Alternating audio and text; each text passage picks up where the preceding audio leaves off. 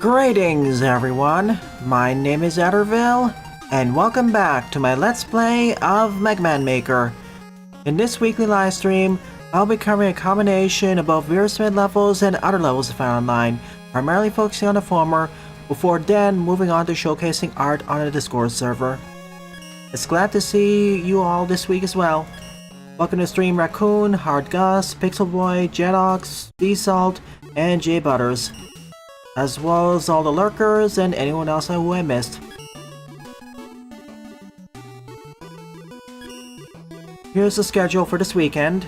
If you're on the server, you already know it. I'll post it on the YouTube and probably the other socials after the stream. Tonight, Keyboard. Tomorrow morning, the return of Path of Midnight Sun. And tomorrow evening, more Repo. Or Repo.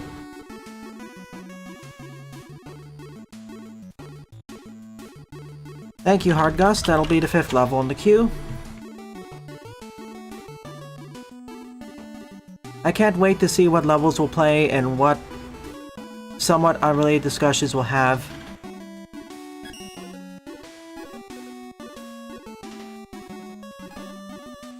Oh yes, and also, before I begin, to J Butters, once Path of the Midnight Sun's done, I'm likely going to cover your suggestion, or birthday request, or guaranteed game request. So, Sonic Rush. Alright, first on today's lineup is Shadowbeard Cove by Jetox74, 55 plays, score 20. Well, it's either that or Sylveon's request. Is it possible to post links in the chat? What links do you have in mind? Ah, don't worry, Salty. Can't win them all. You claimed your 5th slot.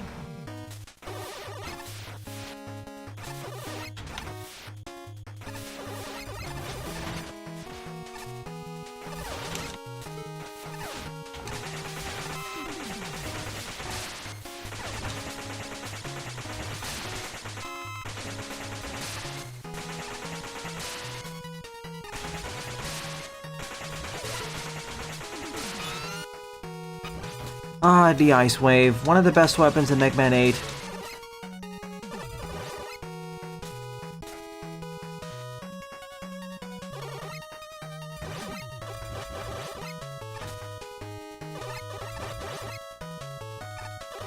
Imagine you combine the effect of the Surf Snake with the Flame Blast.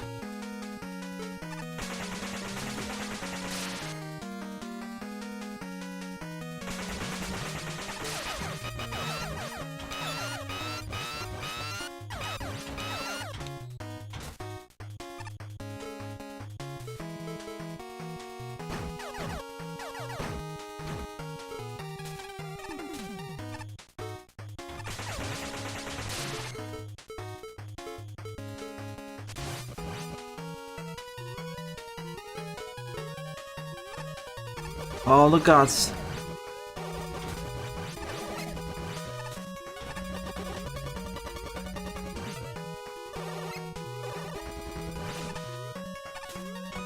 I'm grabbing that knee. Oh.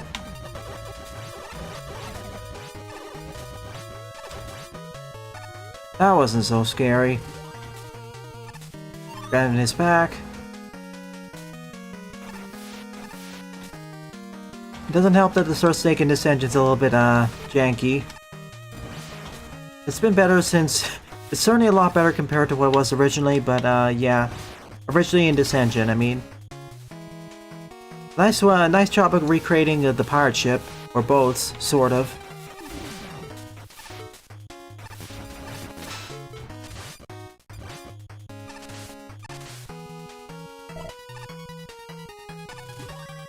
Oh, cool. That's how you put the checkpoint.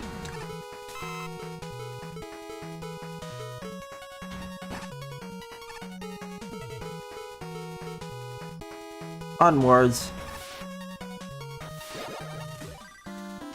Oh, that looks pretty. Yet again, Jedok manages to hit the cool aesthetics front. Or nice/cool looking aesthetics. Even if the levels are kind of, rompy in a good way, the aesthetics still win out most of the time.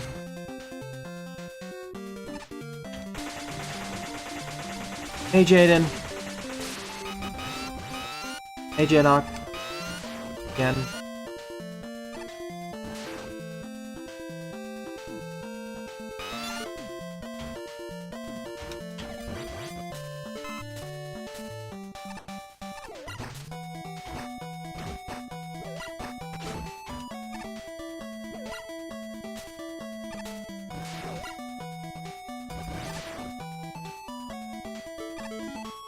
Let's see, can we do this?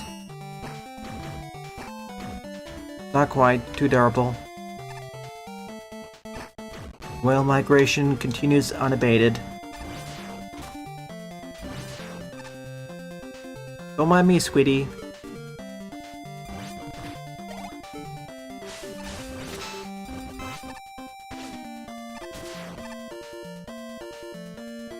Ah, I see, Sunflora. Sorry. Oh, you're feeling very stressed, Jaden? Darn, I'm sorry. Okay. I couldn't exactly see that, but I inferred it based off that.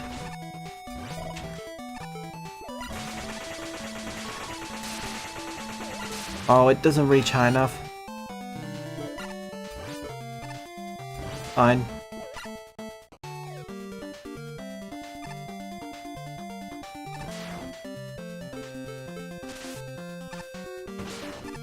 Omeo is a little bit quicker. Not to matter, I got full refills of pretty much everything. Although Yashishi would also just work exactly as fine.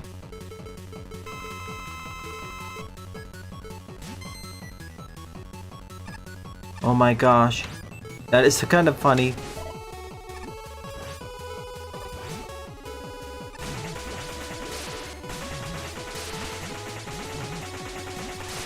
Oh boy. Poor Burst Man.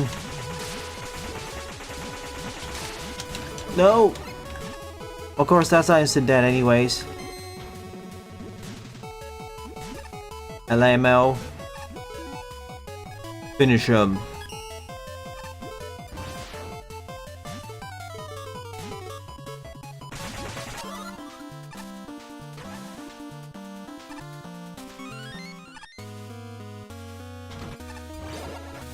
Let's go!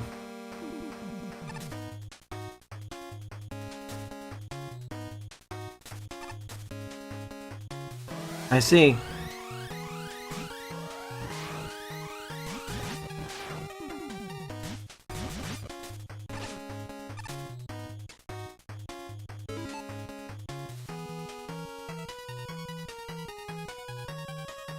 That sounds rather serious, Jaden.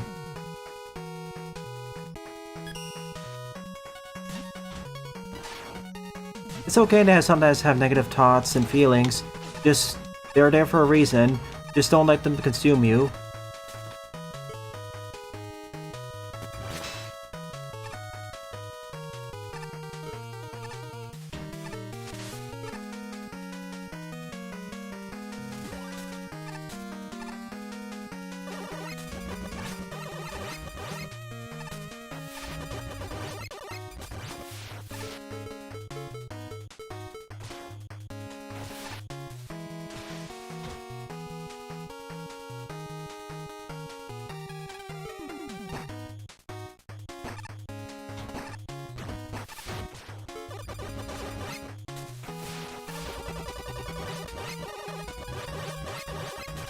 There you go.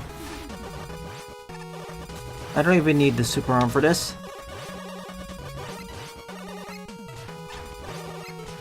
But it makes it easier.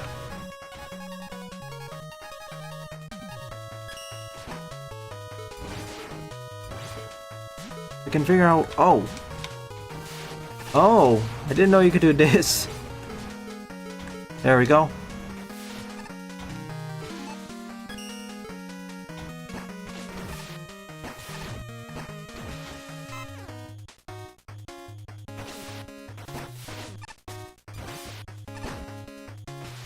Alright, that's one way to bomb rush the challenge. I'm channeling my inner Mega Marino.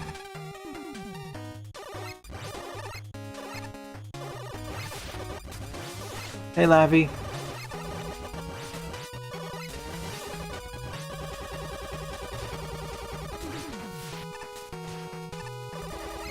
But yeah, sometimes playing games to wear off steam, blow off steam, I do that. Some games are much more effective for that. Made to the treasure trove.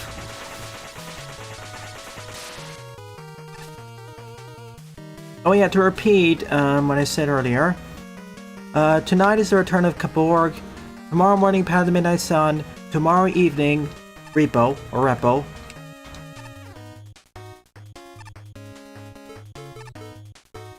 Oh. Yeah. I didn't actually need to do all that, but sure.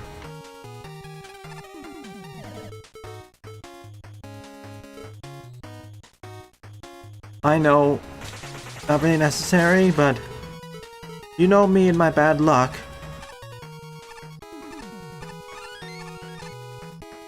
And they gave me the tool to just mitigate this challenge significantly.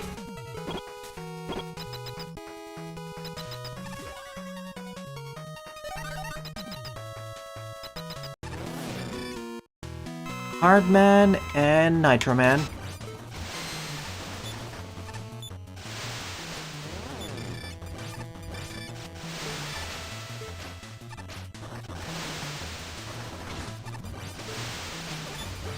Oh, okay.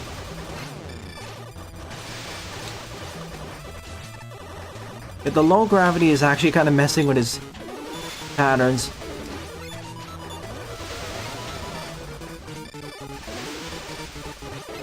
Although combined with base's double jump, it does make the fight a bit easier.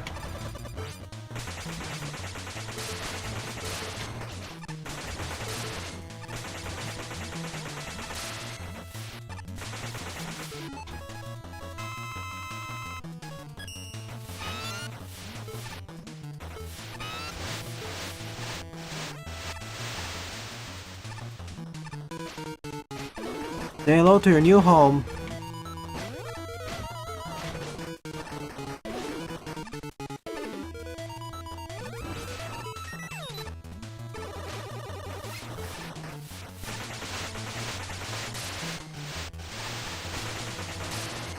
Okay, that's a little bit of a problem. I need to get more space in.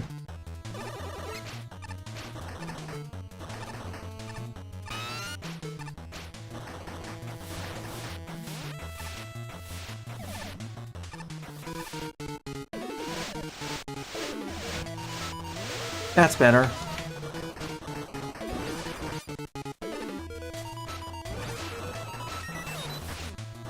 Not the optimal way, but this is the funny way. Like playing a game of basketball now.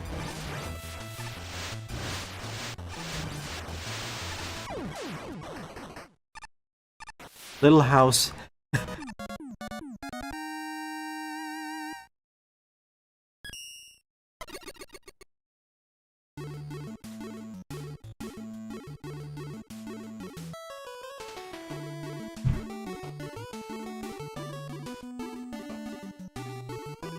Alright.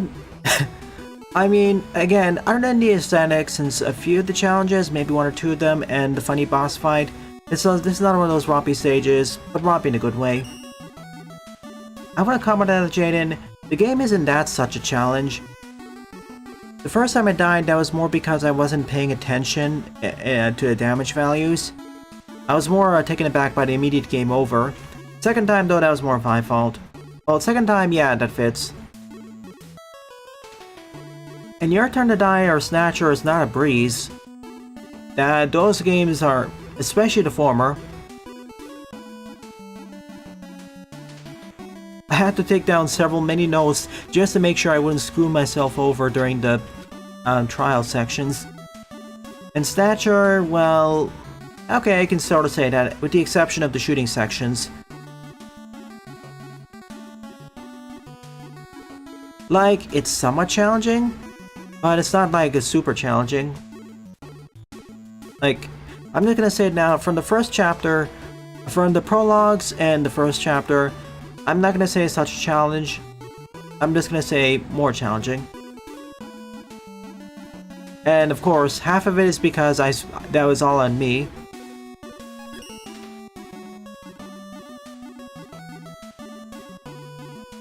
And also, to be fair, Path of the Midnight Sun builds itself as a visual novel / turn-based JRPG, whereas the other two games don't. So, different levels of expectation. I will say that the first time I thought I was gonna perish or get a game over would have actually been the Chapter 2 boss or something, but yeah. Or 3.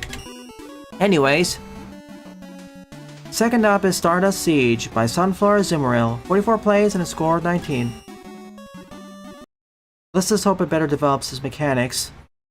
Like, as much as I like Twilight Monk and its art style, aesthetics, presentation, world building, etc., the actual gameplay is undercooked, and the design features several weirdly amateurish decisions.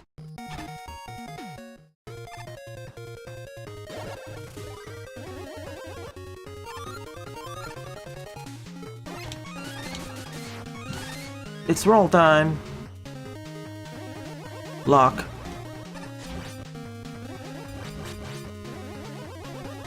That's also part of the reason why I only recommend it to upper novice to intermediate players. When I say upper novice, I mean between beginners and intermediate players.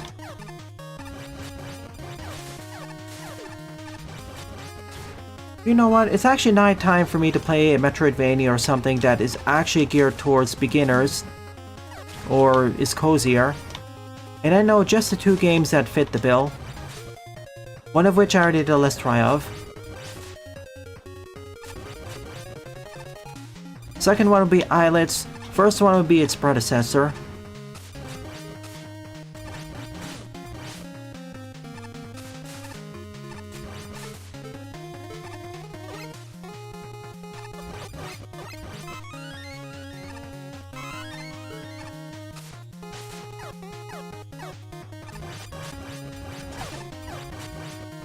I'd rather do Islets as I own that.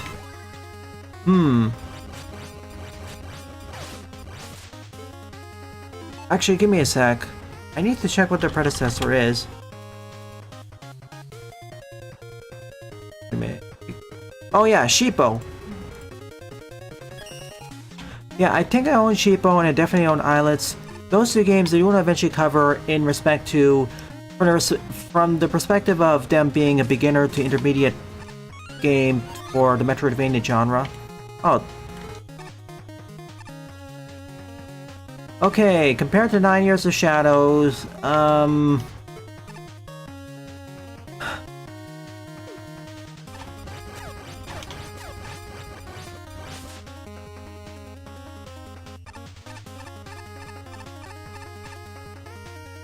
LS.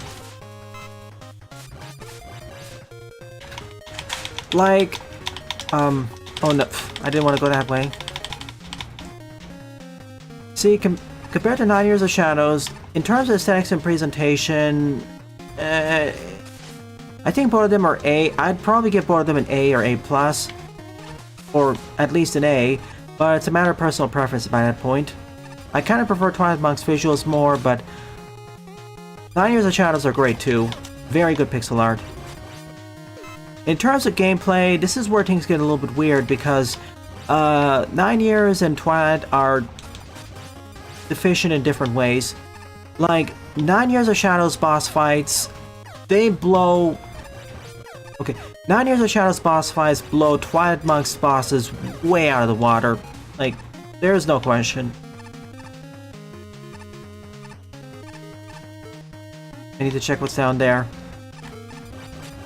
However, in terms of enemy designs, Twilight Monk's better, even if the enemies are actually relatively... They don't get too elaborate. Like... Yeah, I thought so.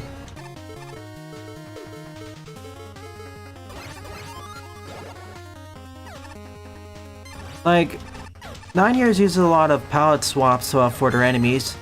Twilight Monk sort of does, but not to the same extent. And even when they palette swap, they do act a bit differently. See, for...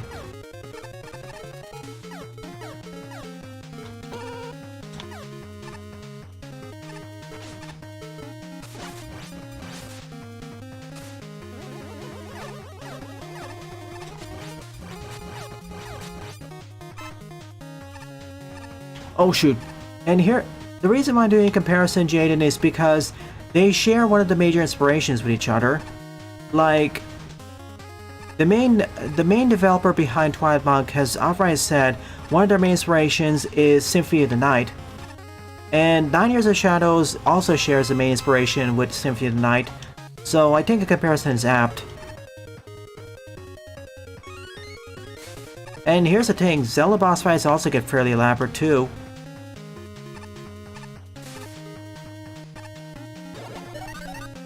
I wouldn't say none. I think, like, kind of hard to say, but the main sauce of the game is not with the gameplay or design decisions. Like, it's like, if those two games have a share a major game inspiration, then the comparisons become more apt, especially when one very explicitly says it. It's kind of funny that 9 Years... Nowadays, I probably rate it the same way as Twilight Monk, especially following the map rework. Like, I think even if Twilight Monk's backtracking and map design is more simplistic and less interconnected than I prefer it to be, it still had a more complicated map with more interesting backtracking, quote-unquote, than 9 Years, initially. That has been fixed, I think.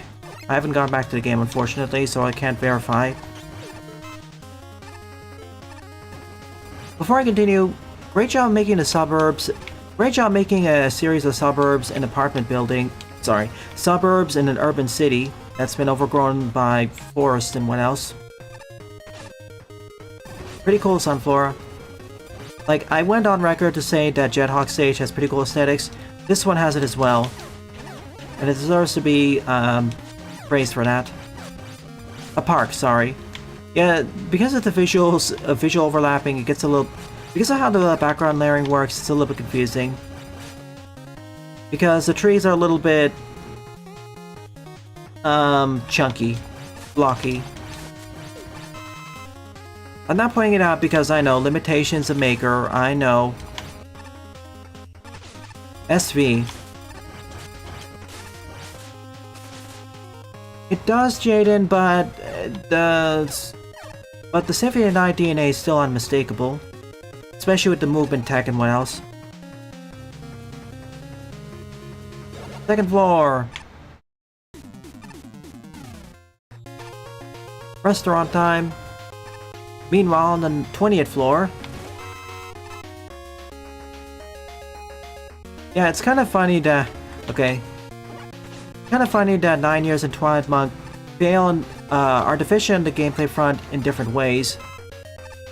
I will say that 9 Years feels more well-rounded in terms of design decisions. I didn't really spot that many amateurish oddities. Oh gosh. Government building?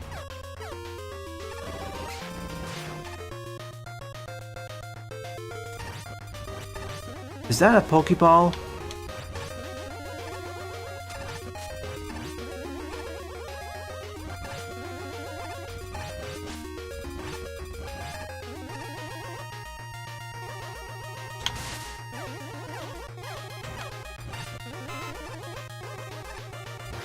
Like, I want to get credit where credit's due, and I didn't point this out enough during the LP. 9 Years of Shadows boss fights are pretty competent, pretty varied, and there's a lot more variety than I expected. Like, one of the highlights was the chess boss fight. That was unexpected and pretty cool. Although that did result in a situation where several of the game's areas felt... I don't know... With 9 Years, it kind of felt strange in a few ways where... I know we complain about... I know I criticize quite often when a stage gets too long. Or there's too much stage before a boss fight. Or a checkpoint. Or, in this case, we'll say boss fight. In 9 Years is the reverse problem, where until we got to the corrupted orphanage, or whatever that's called again, I forget the name. Many of the stages felt, many of the major areas felt too short, and it felt more like boss rushes. But it kind of felt more like a Kirby game with elaborate bosses. Don't get me wrong, I liked the boss fights, and they felt varied enough, but it really felt like there should have been more level. Like Twilight Monk does that better. We may have one or two bosses per area, but it's like there's better pacing in that front. Whereas with 9 Years of Shadows, we may have 4 to 5 bosses in each area. All good, sure, but...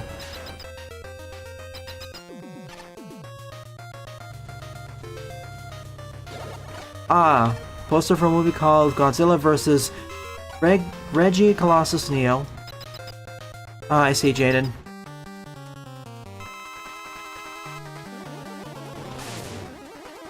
Yeah, whoever made the... Oh, I muted that. Whoever made the bosses, though, they were skilled enough. But, are we racing? I guess we are.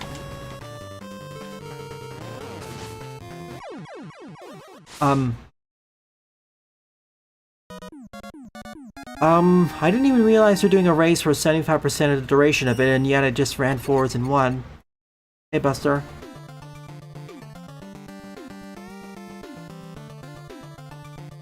Well, that's one way of looking at it, Jaden.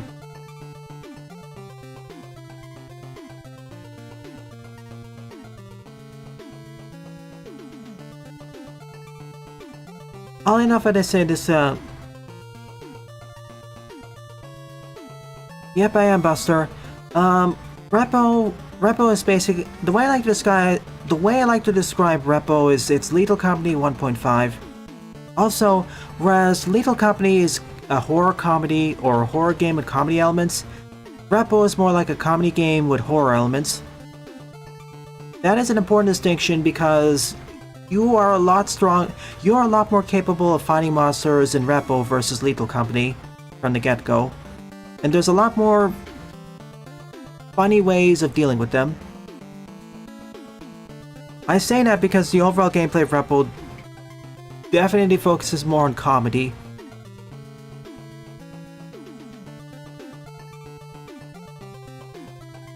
For example, all the friendly fire that applies to both you and the monsters and environmental hazards. And the environmental hazards being equally deadly to everyone. In obvious and not so obvious ways. Oh. I'm thinking of the funny moment where I was being chased by a Reaper and they died because they fell down the stairs. Into a hole.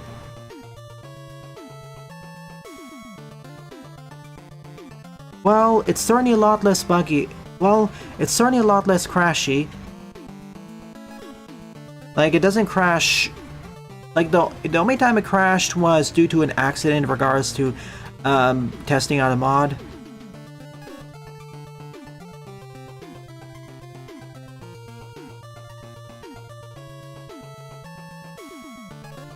What about landmines? We try using landmines, they're kind of situational. Really, we found more success by simply headbutting the enemies into pits. It's highly risky, but when it works, it works.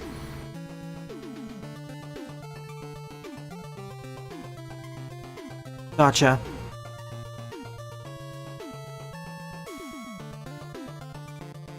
Like, I'd be happy to play Repo with you, you viewers, but most of you who don't own the game and slash or aren't interested. I mean...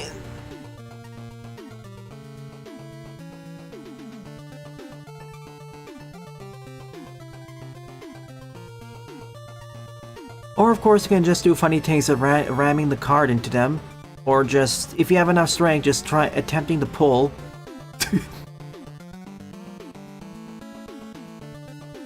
It's funny that the scariest monsters in Repo aren't even the biggest ones.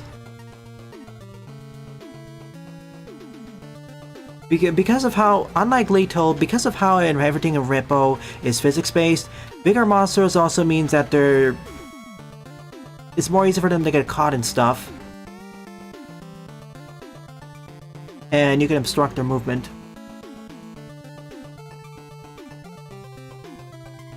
Among Us? Why Among Us? Well, okay, visually I can sort of see that, but gameplay-wise, if I'm gonna do a comparison, it would probably be Lethal Company, or Headliners, or Content Warning.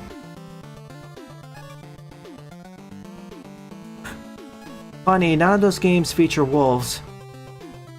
But yeah, Jaden, I agree. It's interesting because 9 years, Twilight Monk, and a few other games we mentioned before, like Gestalt and maybe Bow, emphasis on maybe, they fall in the category of decent to almost good games, which definitely have a lot of heart put into them. They are not what I consider to be shovelware, but they're not what I consider to be good due to either the gameplay or gameplay, story, and slash or game design decisions being not up to snuff for its time. And they have something very notable about them. But Twilight Monk and 9 years, it's the art style and presentation. Oh my goodness, the artist just knocked it out of the park there.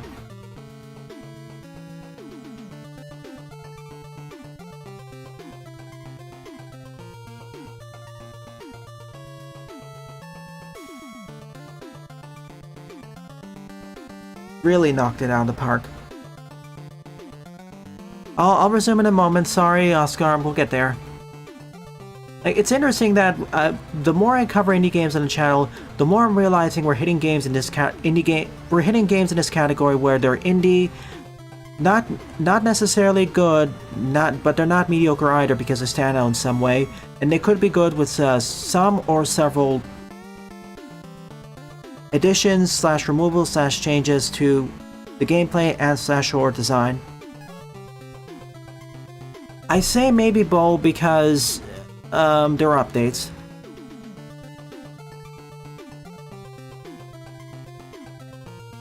Currently I have about 10 hours on Repo. I wouldn't say it's a Shovel Knight's one of those games which is, I call it legitimately good or very good. They really understood the assignment for the NES and NES-style retro games.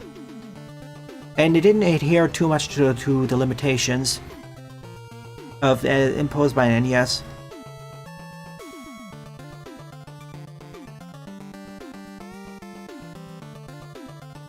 And Shovel Knight's one of those games where, if excuse me. And if I do Shovel Knight, I'll do all of them. I'll sample Showdown, and yes, I am gonna do Shovel Knight Dig. For one, part of Shovel Knight, and two, Nitrome.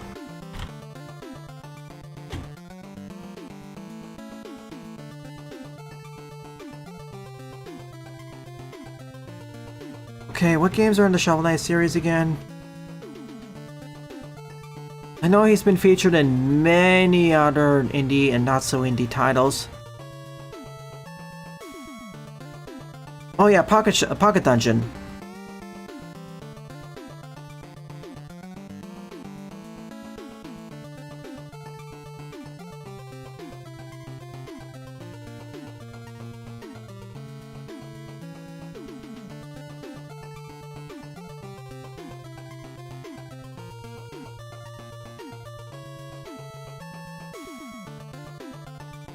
I don't know.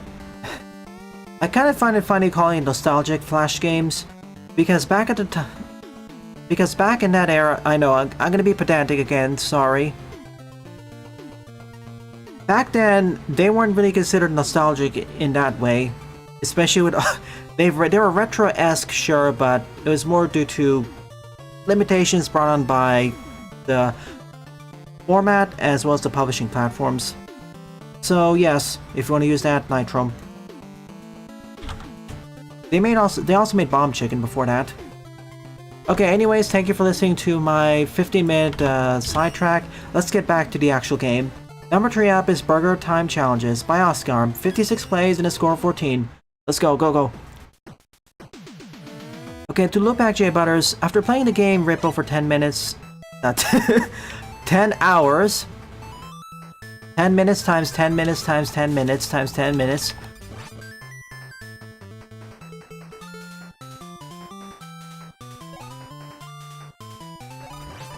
After playing that game for 10 hours, there's enough depth in that game for it to be...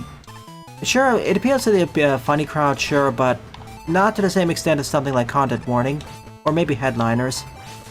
There's more depth there, and the game isn't even technically fully released yet.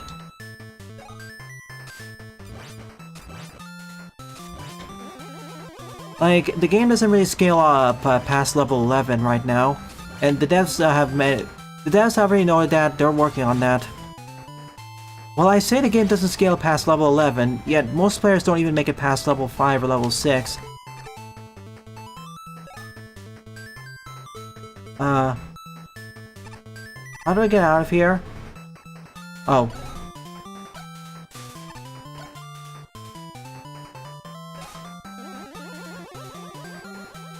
Oh shoot, I recognize this. Oh shoot.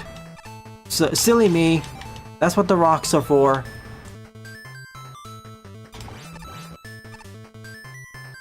Welcome to my next brain fart moment. I forgot this can actually lead us down true top solids.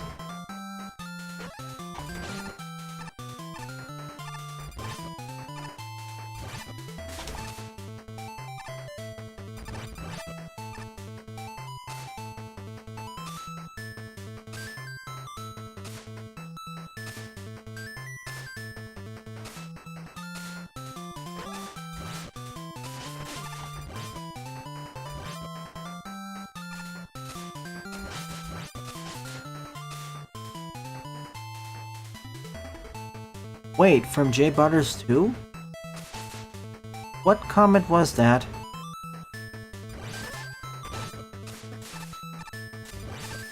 I guess this is like Burger Time. I hate to say it, but I never played the arcade version. I played a Flash version. I can understand some comments from Buster and especially Sylv stressing you out, but J Butters? Trying to figure out which one it would be. Round 2. Alright, time to do the same strategy as I did in that Flash game.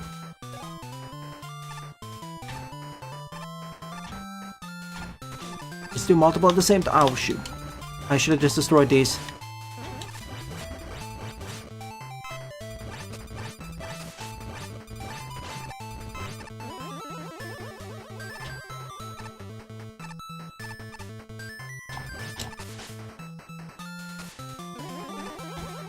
Oh, of course.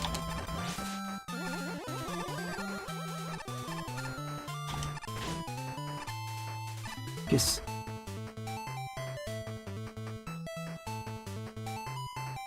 Let's play it safe now. Welp.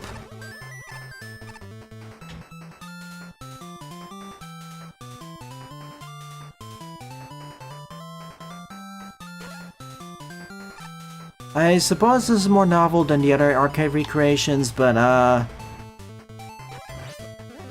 don't know. It's kinda bleh.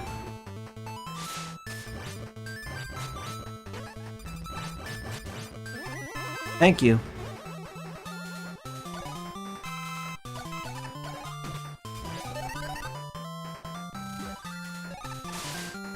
Okay, ladder press and more moles.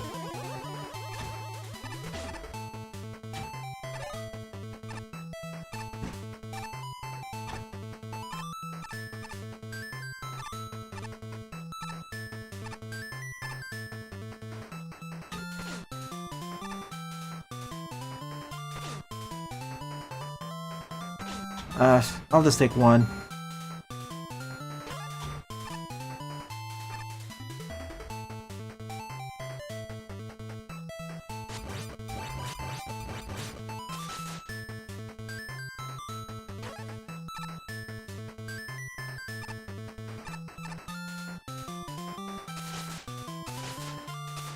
Yeah, it is a neat interaction showcasing this, but like most of Oscar's arcade recreation levels or adaptation levels, it doesn't really go doesn't go far forwards from that, and it'll likely overstay its welcome. But again, these levels are not designed for me and most of the members of the audience, I'm afraid. They get good scores because they have a different target audience.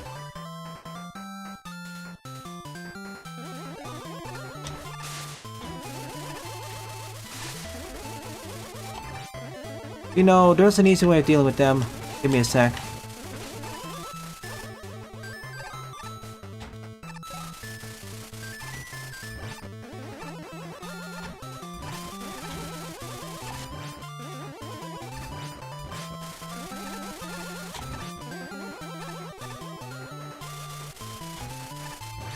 I'm gonna have to deal with it now. Say goodbye. Splendid, no more problems.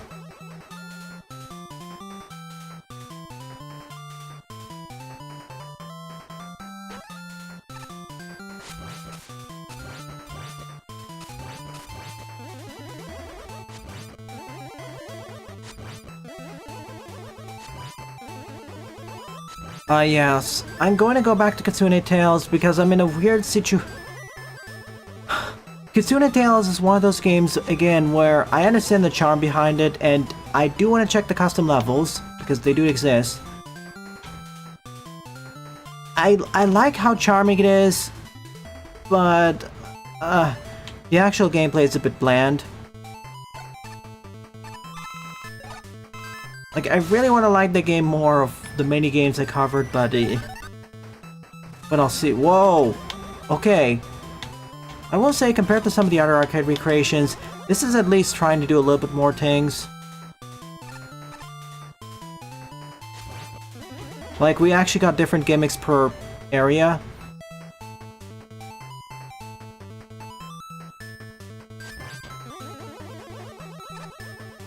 Ah, shoot, I messed it up.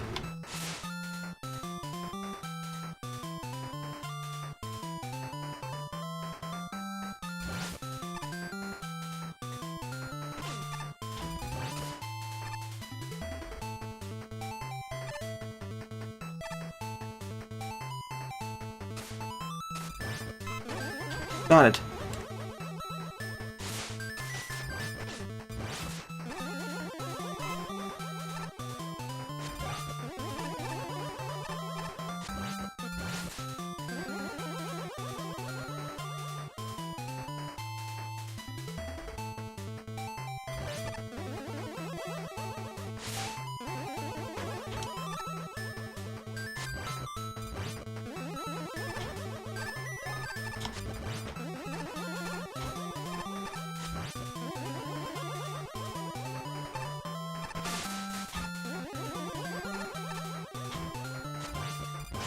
Gotcha.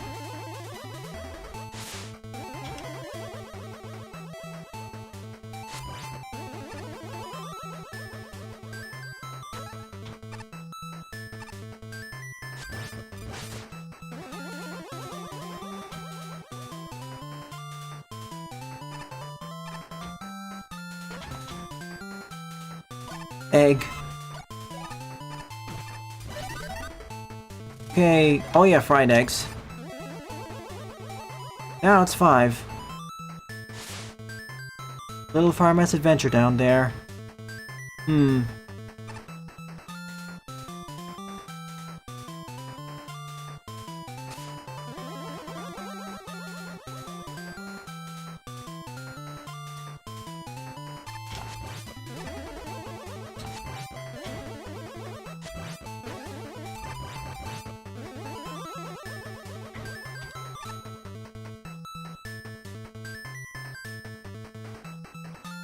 Unfortunately, this is the case for many of Oscar's level.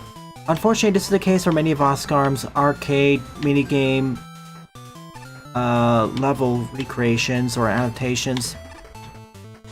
I talked about it in more detail during a previous stream, and the only conclusion we came to is that these levels, the target audience does not include me. That's why they got such a high score. And I don't know if Oscar quite understood what I was saying.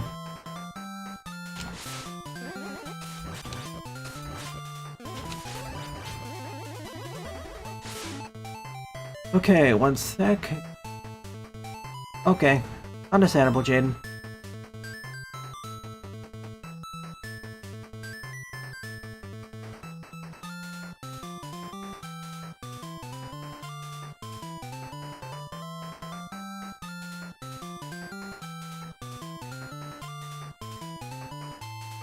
I don't know, when we were trying to discuss it, it didn't quite seem, and I hate to talk about specific users who are active members in this community behind their back, it didn't quite feel like they understood what we were saying. But someone definitely likes playing through these stages, so... not again. Fine, I'll just grab that and just redo that. It's fine. It's not that difficult to reset these rooms.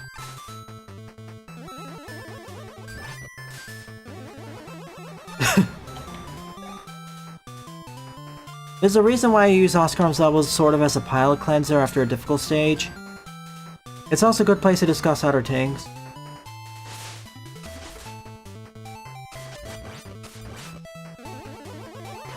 Got it, we're out. Hot dog? Still no escape, 6. Okay, give me a moment, I need to check how long the stage is. Before I open up my next discussion topic. Alright, show me the map. Fox and G actually if we beat the stage within about 12 minutes. 1, 2, 3, 4, 5... We're on challenge 7. Okay, after this is the boss fight.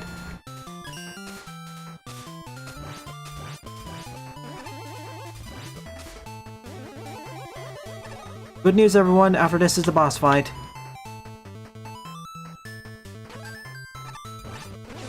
Up. Don't you hate random umbrellas falling from the ceiling?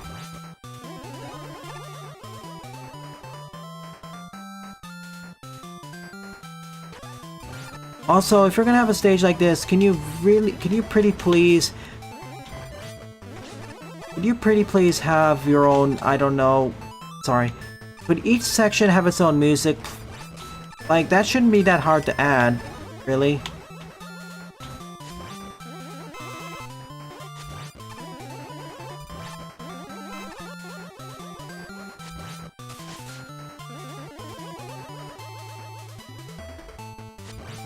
Oh, didn't touch me.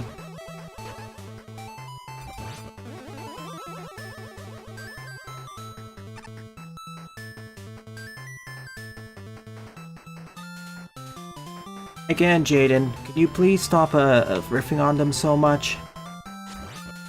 It feels like the more I hear about it, the more it feels like you have a personal vendetta against them. I already meme on a few other community members on different developers. But please don't make me have to meme on you too.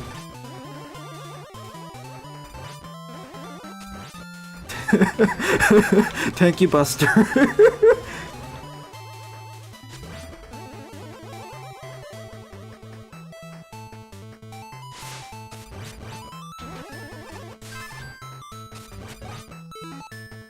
But as for Bo, I'll find out for myself in the future.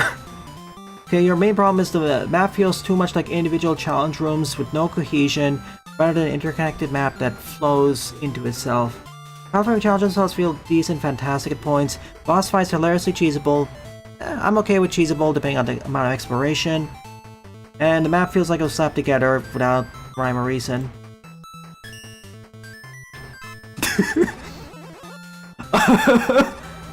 I'm sorry. I like...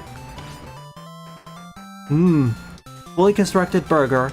That's all the parts we added. Well, we're missing 3 parts, but eh. Alright, yeah. I mean, it's also become a common trend where the boss fight in Oscar stage is...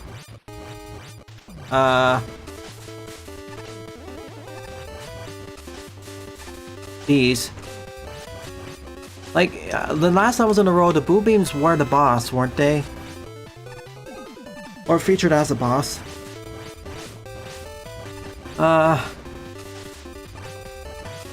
Do I want to have the discussion now, J Butters, or...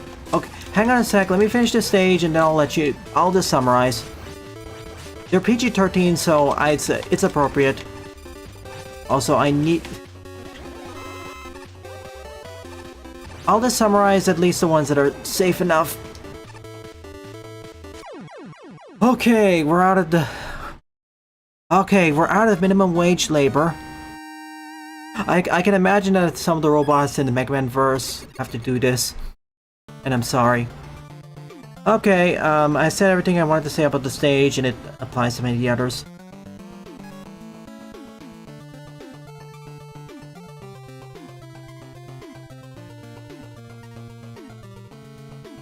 Okay, now let me summarize what okay, kind of a smart strategy, J Butters. You're kind of right. Alright, to summarize, in most... Okay, I shouldn't say most. In all of Indie Create's non-licensed titles, or ones where they're specifically licensed or contracted to make a game for a different property, their games contain some would say pervy, I would say horny elements to them. Like, or to put it another way, they contain a lot of fan service. Sometimes very straightforward, sometimes weird, sometimes questionable, especially for the age rating of the game.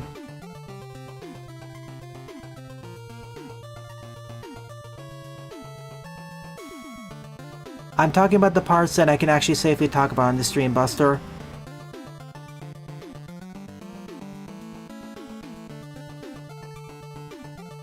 I know exactly what I'll...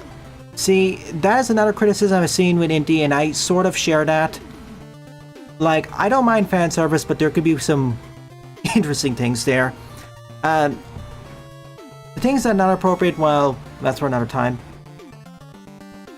And Jaden, can you please stop assuming people are attacking you? Like, come on. Buster's not even trying to talk about you, and you're taking it as an insult.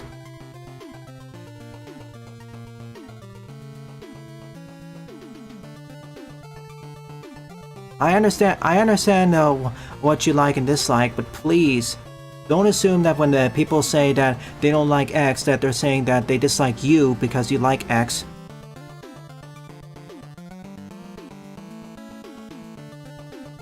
Like, I like a bunch of games that my friends don't like. That doesn't mean my friends dislike me because of that.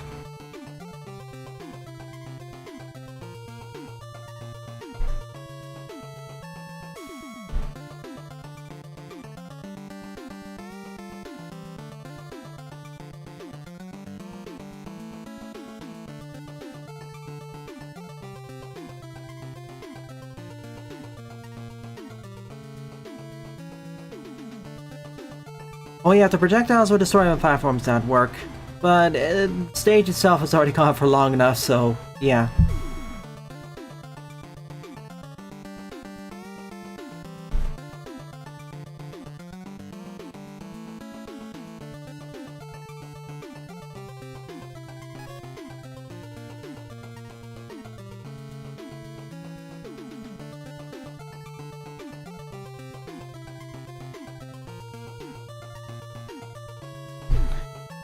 I'm gonna ask you to retort. I'm gonna say this.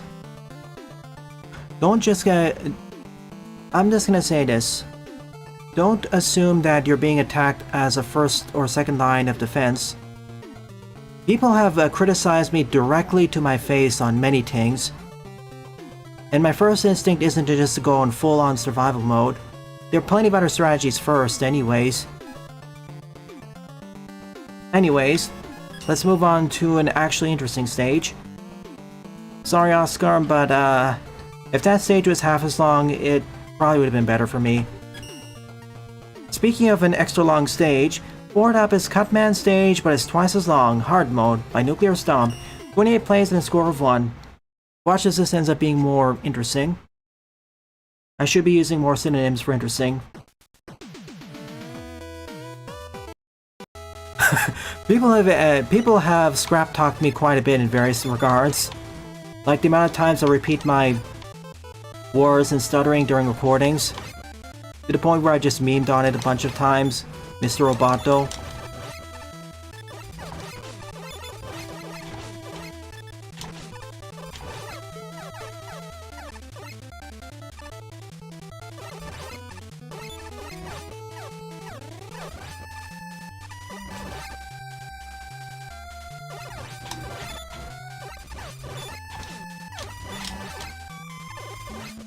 Oh shoot, no healing.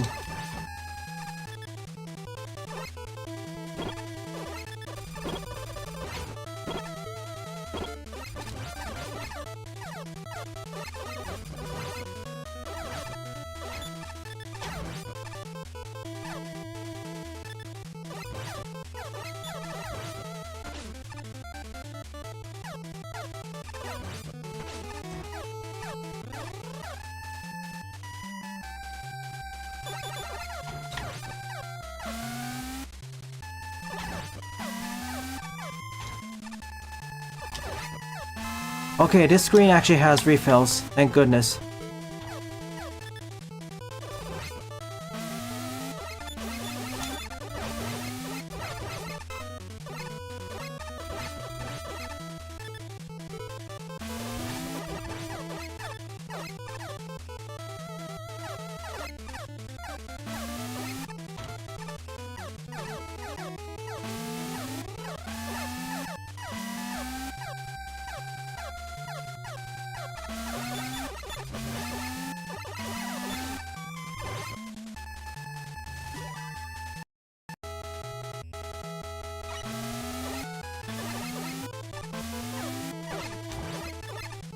Wow, I would have loved that.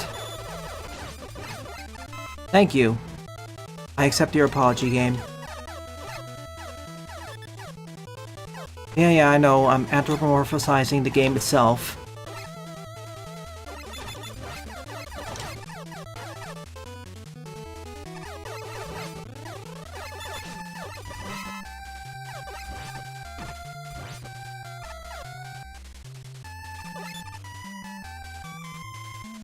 Right, super cutters.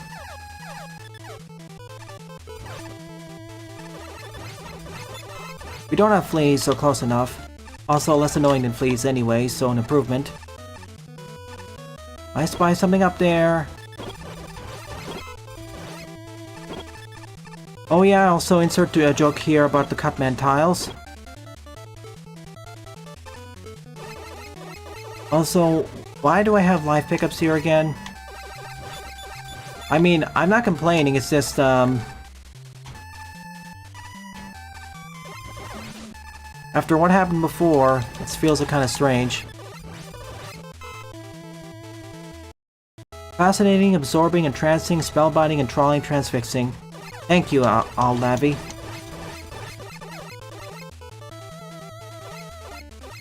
Yeah, the camera's a bit... I didn't really point it out because of, Huh? Okay, fine.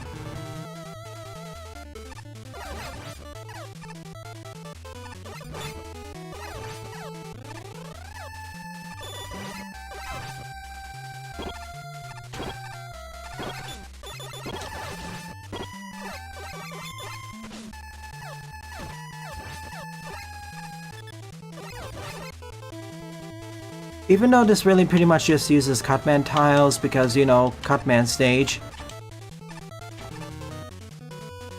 It's still more entertaining than Oscar's level.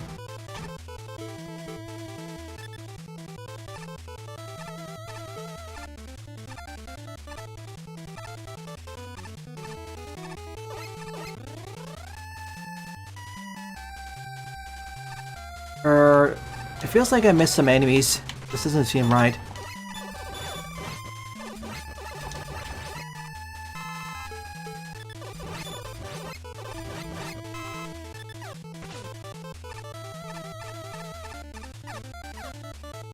I don't mind this sort of camera as long as the transitions aren't as harsh. Really, the reason why we have kind of the camera snapping like this is because, well, the stage wasn't properly set up in regards to the camera boundaries.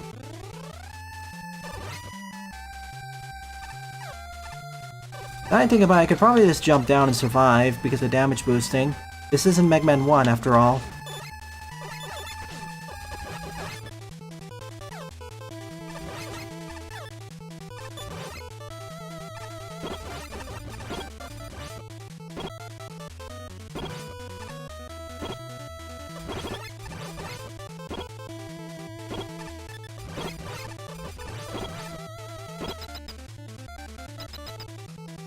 Yeah. Still eh.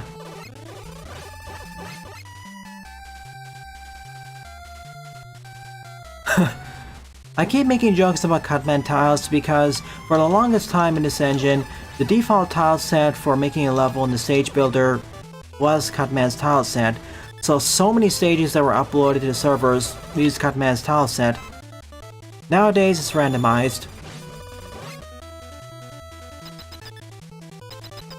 I mean, they still are, sure, but at least they're randomized and they're not as prevalent.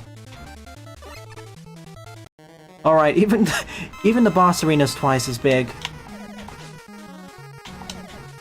Oh, shoot. Okay. Dance for me, Cutman!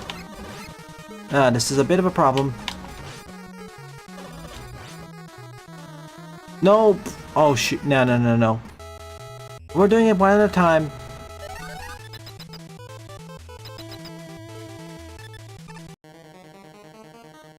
I know I can fire two. Jump. Hello? Thank you.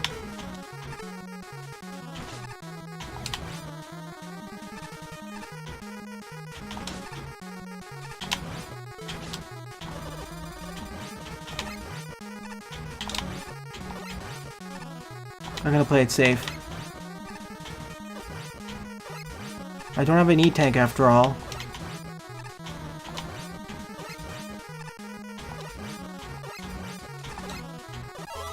It's one. There's two.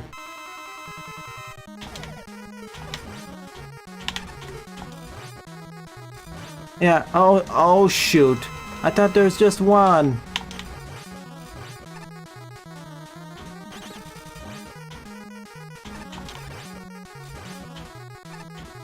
Keep jumping, please.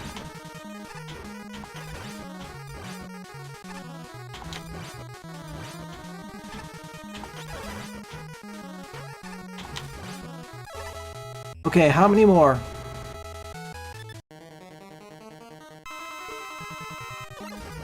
I know the stage is twice as long. I feel like there's a missing bit. Okay, the last one.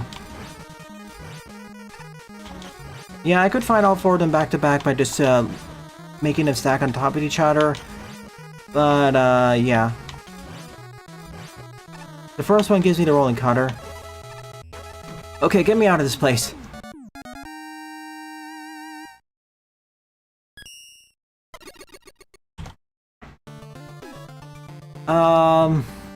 Twice as long, 4 times the bosses. I get the joke behind this, but, I didn't really like it. Like, it's self-explanatory.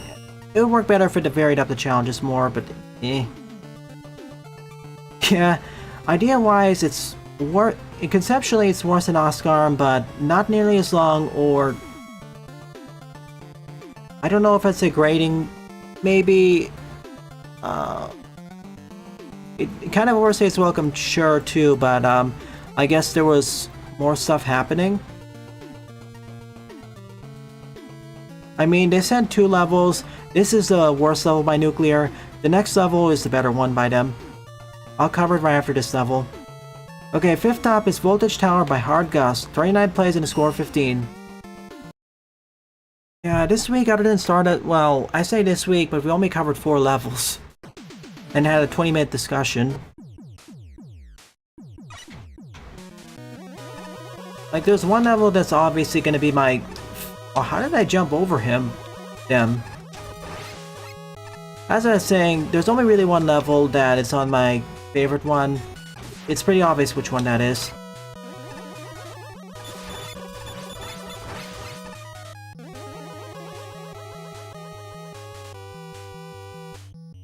Yeah, true.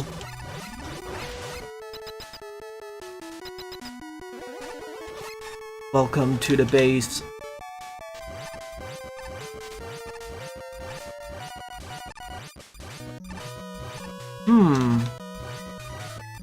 Maybe a sofa no to later.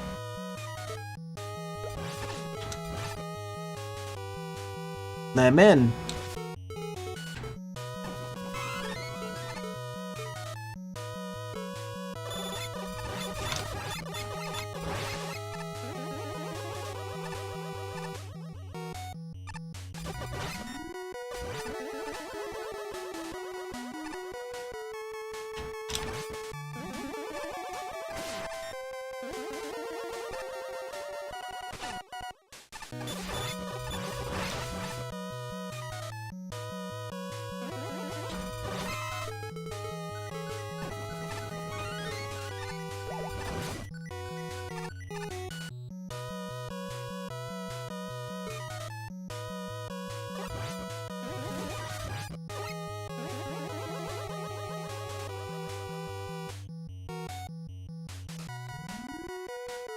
Welcome to the underground. How was the fall?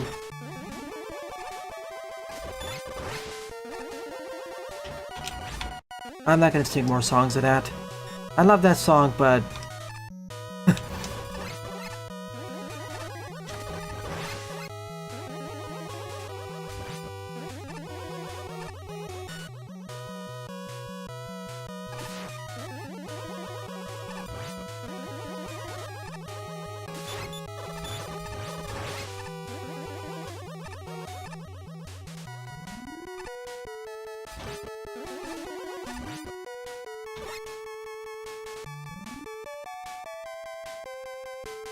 Oh sure, old Laffy. If it's just one stage, I'd be happy to that. One stage at a time.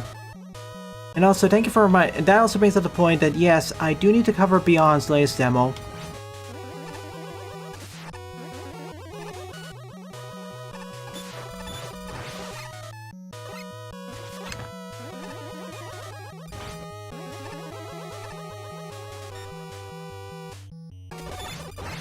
I don't mind if you dislike a bow or love bow or wish it was better. I'm just gonna say, please don't just keep singling out the same level designer or a main programmer. Or the way it is.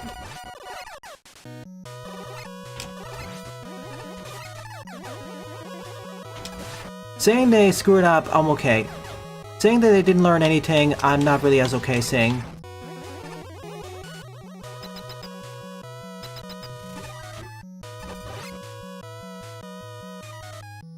Also, it's kind of... But I'll talk more about that when I actually get around to playing one of those aforementioned games.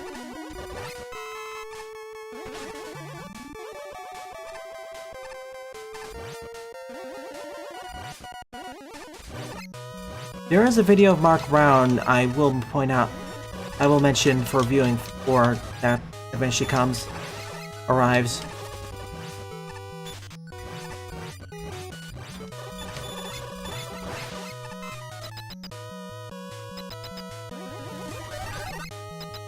And yes, I will play Ori, because that's an easier game, but, well, especially a sequel. Whoa, my... Yeah, sorry. Really funny if it would have worked.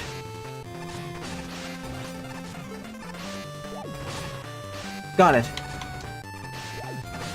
Alright, easy mode. GG.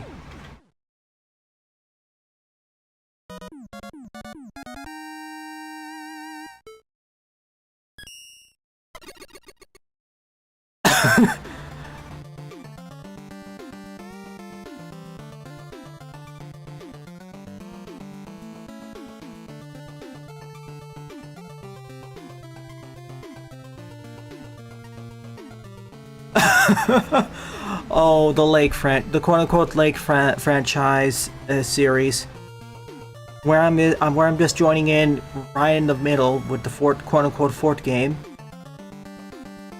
And man, it's gonna be kind of strange after playing Spark 2 and Spark 3, going back to Sonic before the sequel.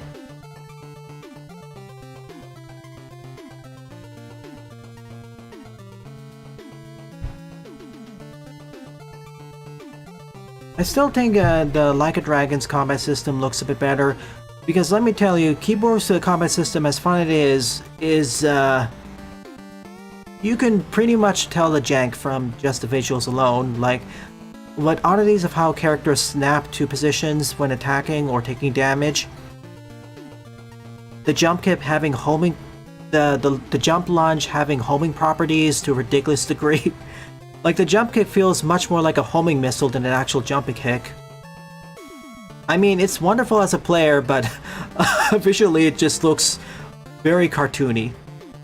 Like, I hate to say it, but there seems to be kind of a disconnect between the game's visuals, how seriously it wants to take the setting, okay, maybe how seriously it wants to take the setting, and how the actual gameplay looks.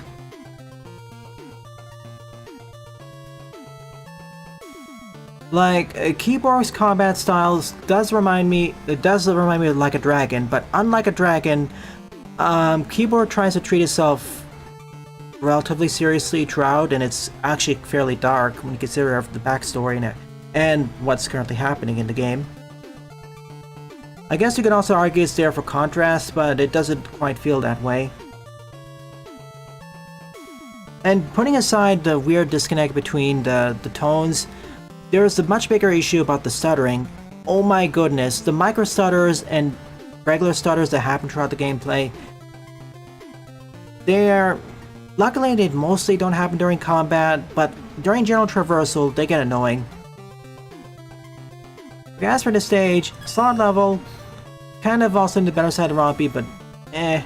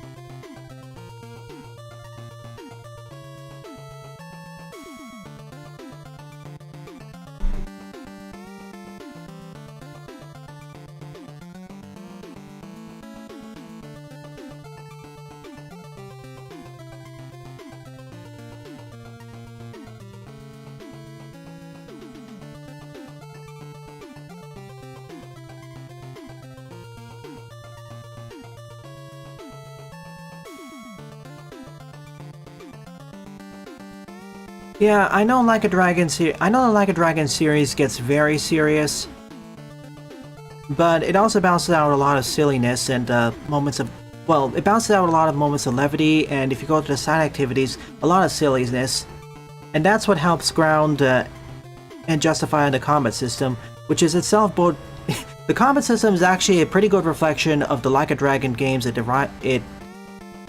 it takes place in, or is housed in.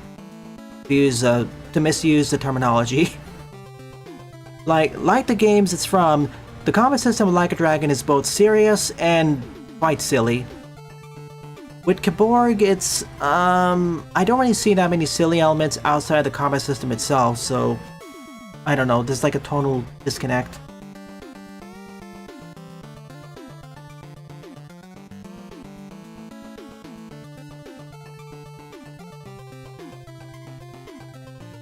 Oh yeah, that's the character action game, J Butters, or the hack and slash game.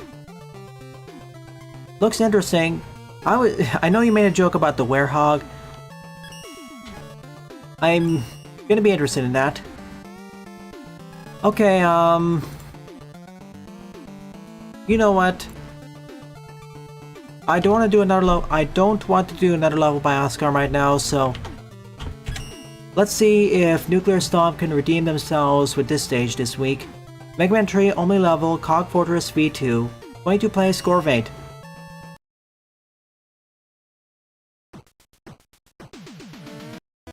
Oh yeah, as a reminder, after Path of the Midnight Sun's down, I'm gonna do either J Butter's request or Sylveon's request.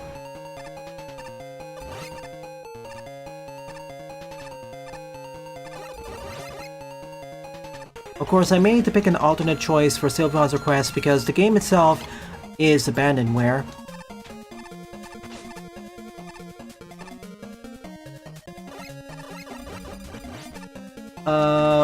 Who's day?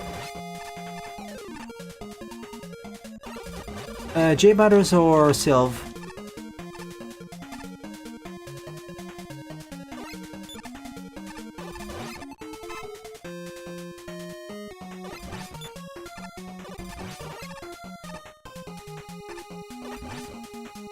Oh, J Butters requested Sonic Rush for the Nintendo DS. Oh my goodness, whoa! Let me check right now. Hang on.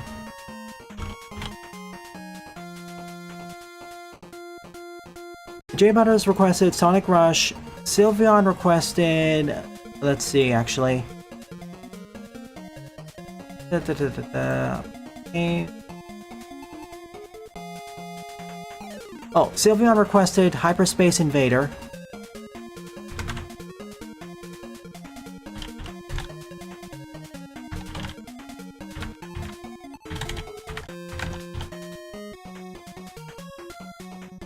Technically, Sylveon requested it before J Butters, but we'll see.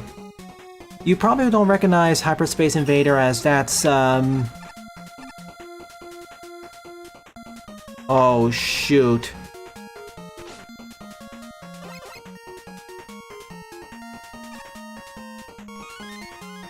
Is that how we're gonna do it? Sure. It's fine. You probably don't recognize Hyperspace Invader because it was made back in the 2000s era of all those shovelware and not shovelware indie titles. Like all those low to medium budget games.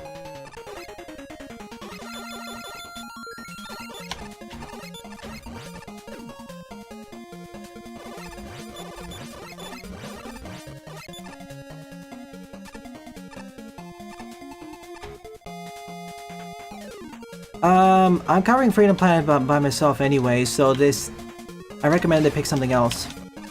Hey Rajold, it's been a while. How's it been going? Oh my goodness. Invisible ceiling strikes again!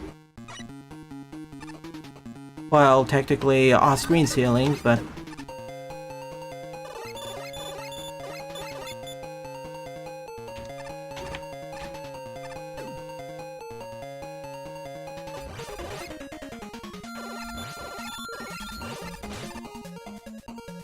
that seems to be the case, Jaden.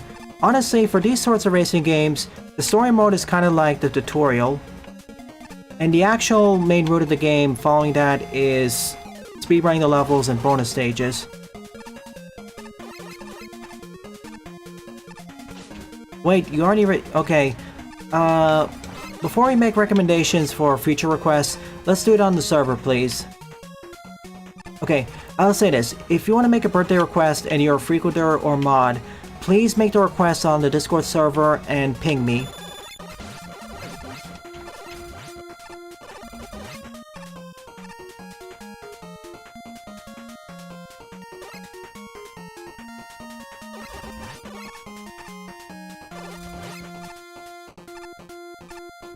Eee. Be gone, Peter Chai. Punch, punch, punch, punch. Yeah, I know some mods added the health bar transparency. I wish the base game had an option for that. Fair enough. Hi. 1 HP. Oh my gosh. Go me.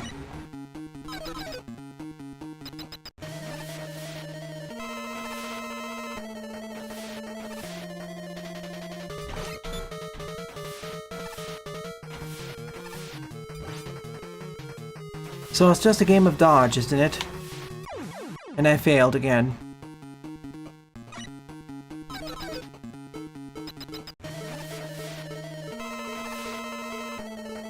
I mean, credit where credit's due, this is certainly unique. Oh, I stubbed my toe. I don't know.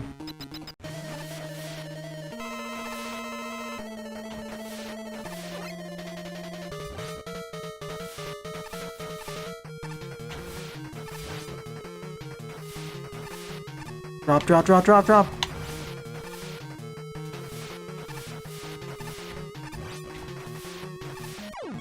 Yes.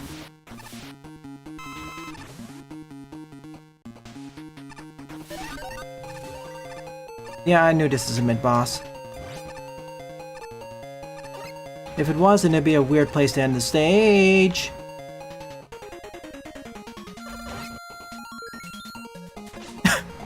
Well, no escape from the Yambo.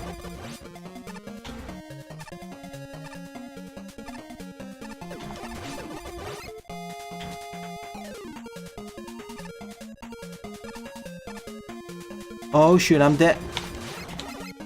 I'm not dead.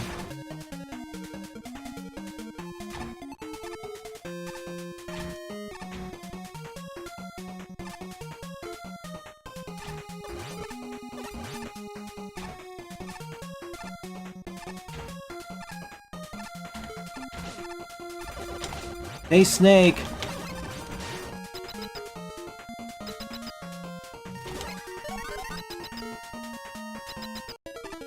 Like, okay, you can keep the boss fight, but maybe give one more HP, one more hit point. Like, I understand why not giving us full health is necessary, but maybe give us one bit of mercy. Also, thank you for placing these rollers so I can actually jump on the other side of Magnet Man when he decides to do that magnetic pull attack. So I don't need to wait as long.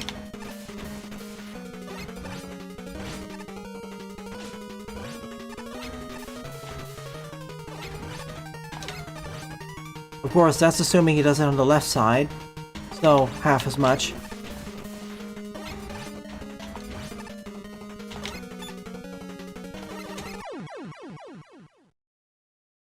Besides, this aside. Better than the previous stage they sent to me, but I don't know.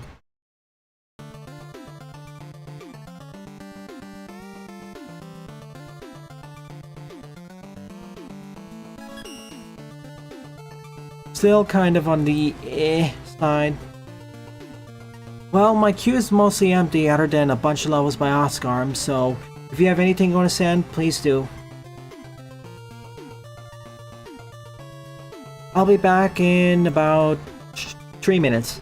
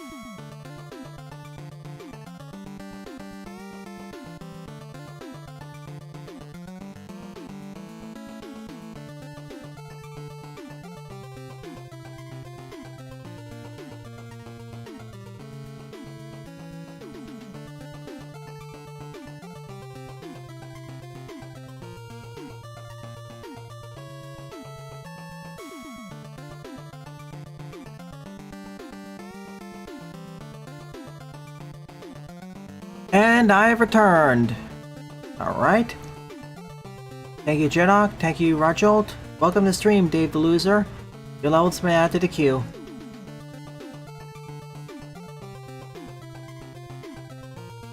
Yeah, sometimes level set chunks get bugged.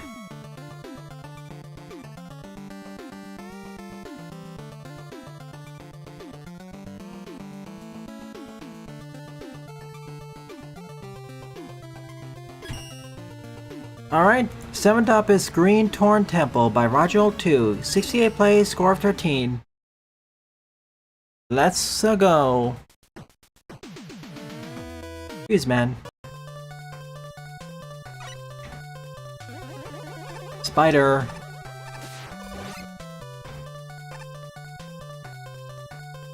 Yeah, maybe tonight I'll be able to beat Kiborg. When I say beat Kiborg, I mean at least beat it on normal mode. That will not be the end of the game because, as you've noticed already, there are several major game mechanics I haven't even unlocked yet. Like, I'm 2 hours into... well, it makes sense. Like, as you can tell from the unlock tree, there is some major game mechanics I haven't even gone to yet, like full-on combo systems, some elemental chains, full-on abilities, the equipment synergy system, recycling, shortcuts. Yeah, they haven't been here for months now. Welcome back. Welcome to me not paying attention to what's going on screen.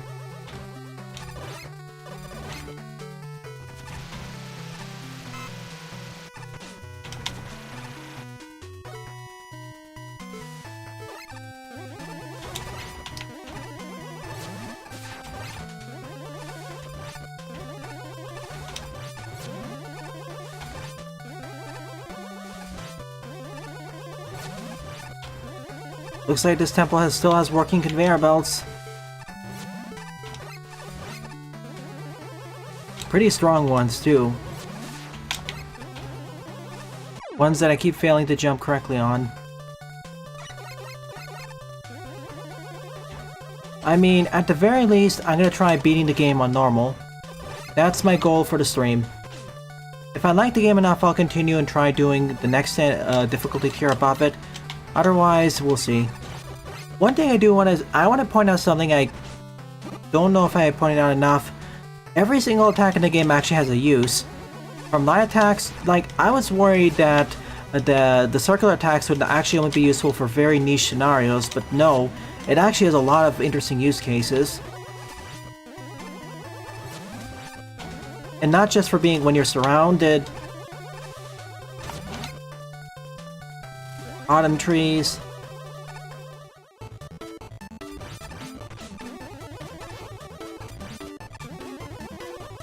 Excavation teams, conveyor belts which broke down.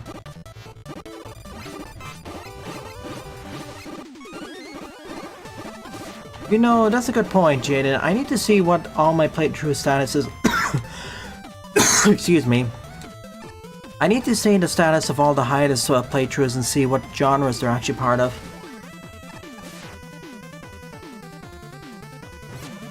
It's too late. I saw the post about the 7-hour Sonic discussion. You've done it again, Jay Butters. It's time for the 30-minute Sonic discussion of the week.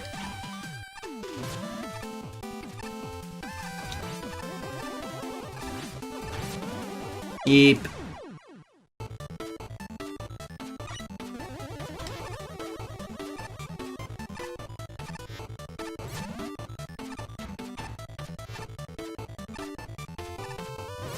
On a more serious note, when I say hiatus, I mean in terms of playthroughs, not in terms of recordings.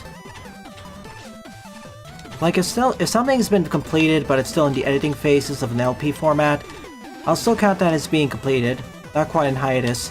Like, I know my Dead of a Wish Let's Play is technically on hiatus, but that's more so because I didn't finish the editing. The game itself I fully streamed. Well, mostly fully streamed. There is still technically more to that game, but I don't want to do it right now. If you're gonna ask, what is left to Dead of a Wish that I haven't already covered already? Let's see, boss rush mode and the randomizer.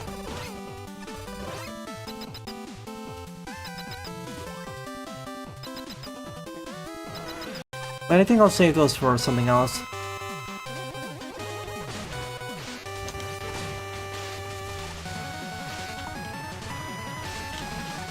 Double it.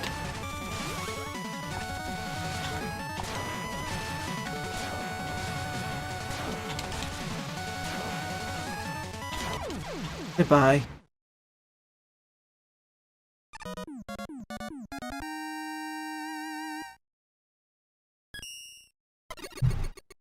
Well, Silva's here, did go on about something. Okay, I know this is also kind of a rompy stage, but it has some bite to it, and that's what makes it kind of memorable, especially the conveyor side jumps. Yeah, Fuse Man, along with most of the cast of Mega Man 11's boss fights, are some of the best Mega Man Classic bosses. Although I wouldn't say it's my favorite level, it's up there for being one of the better levels this week. Yeah, last week absorbed most of the good stages, I'm afraid. And probably next week as well. 8 up is Mega Man Unknown 14 Repeat Man Looping Lair by Neko Dave. 11 play, score 0. I'm speaking so quickly where I don't have the pauses between my voice. Gonna grab this just in case. Okay, primary weapon is a quick boomerang.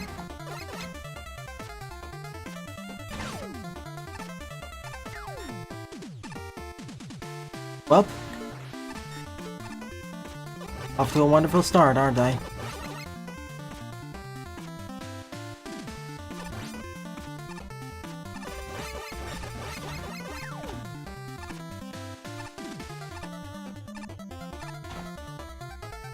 I'm not falling in there.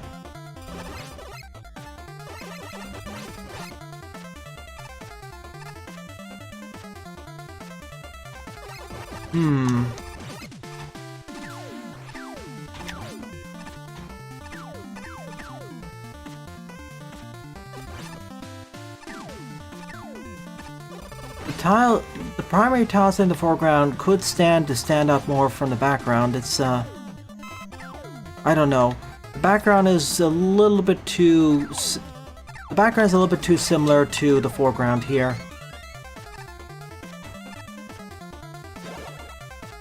Ah, okay. Going to teleporter sends me back.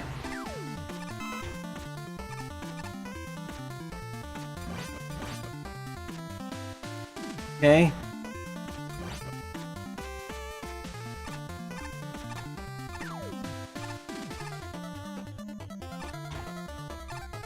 Now I loop back to the earlier part of the stage, which I say one screen ahead.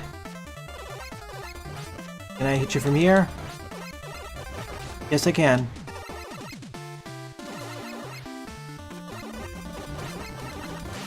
A little risky, but it's doable. Not how you're supposed to do it, but it works. Yeah, lots of green today. And it's not even St. Patrick's Day.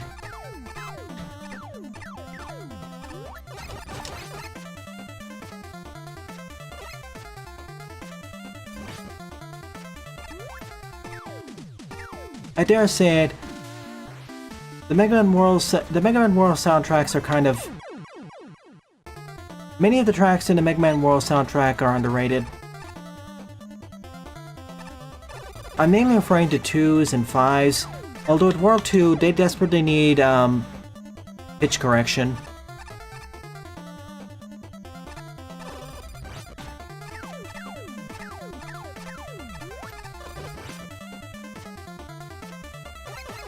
But that's just me ranting.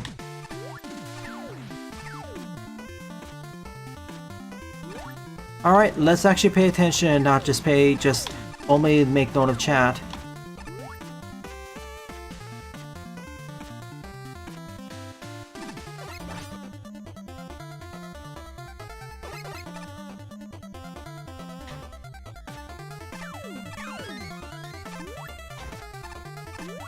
No invis ceiling. Good.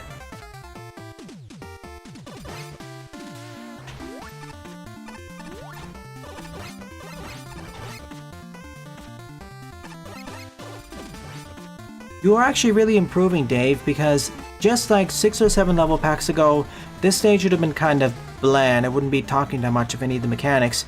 But this one with the teleporter and now the concrete blocks, and relative to the quality levels I featured this week, you're on the upper half in terms of quality and how much I enjoyed the stages. Like you're making some fun use of the concrete blocks or the concrete platforms. Well, I was so close to the checkpoint.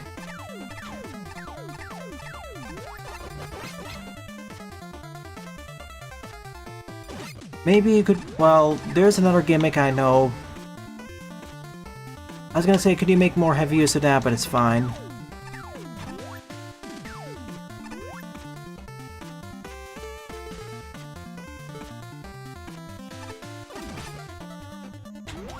Like, if this is the standard of the quality set for the rest of the level pack, I'd be happy to cover it, Dave.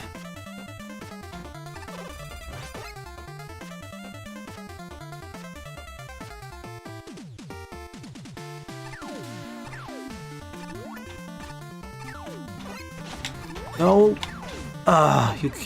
Only problem with the quick boomerang is stuff like that can happen. Because of the arcing. Fine. Speed running.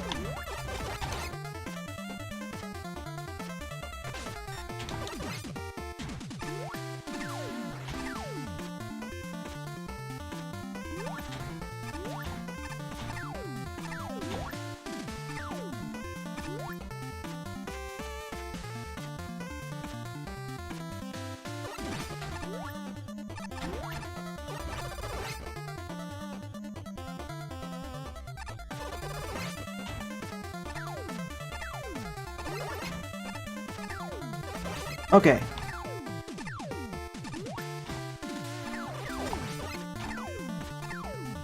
This will loop me back to the beginning of the last room. We're out. Although it's kind of an S stage to me, it does make use of its main gimmick. The teleporter sends you back to the previous room, so it's kind of basic, but the use of the concrete platforms does get interesting, especially during this final climactic section. Maybe I'd reorder some things and add a gimmick that has more importance. Like, include the switches in more explicit detail. What I mean by that is, right now the switch is only really used for gaining progress once. Maybe do it multiple times throughout the stage and including the final section. As right now the stage feels like it's a little bit too simplistic. But as it stands right now, it's okay to decent. Probably decent. Good improvement, Dave. I really need to read the Archie comics.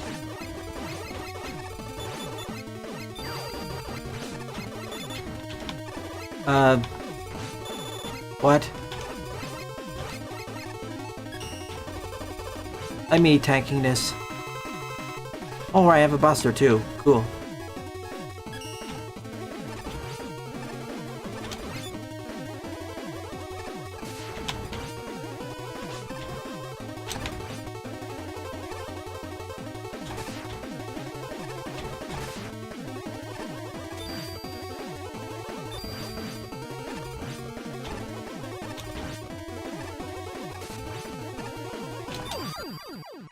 Goodbye.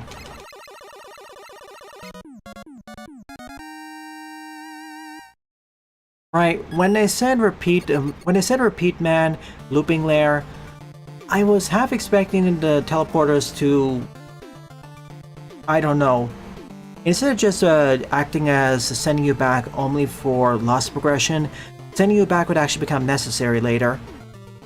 Like, I was expecting that there would be a later puzzle in the stage which would force you to loop through the section several times in order to open up the path, and that's where the switches would get involved. But it never really developed that way.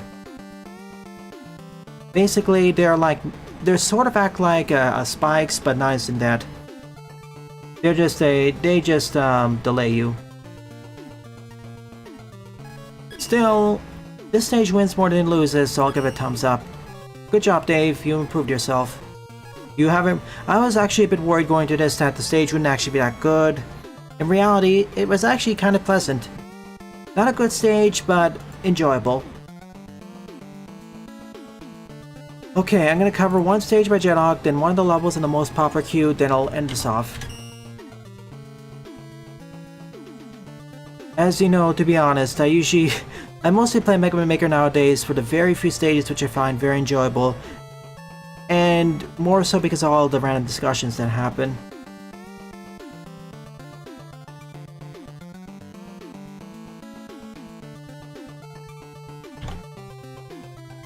And yes, all those games you mentioned I will get to eventually. It's only making it through my 1000 plus game backlog. Which I will publicly post sometime in the future. I know I've shared it to Jaden a few times, and a few others. Okay, 9th up is Red Energy Island by Jethawk74, 60 plays, score 35. Chop, let's go.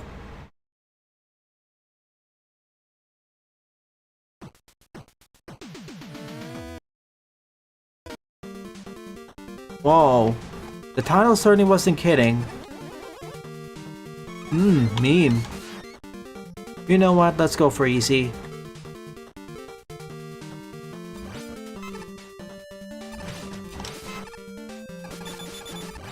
Let's blast through with proto speed. You know, if I'm gonna speedrun this, let's do it the speedrunner way. Doesn't reset the timer, of course. Yeah, I can't wait for Deer Simulator in the year 231 AAD. A standing for another.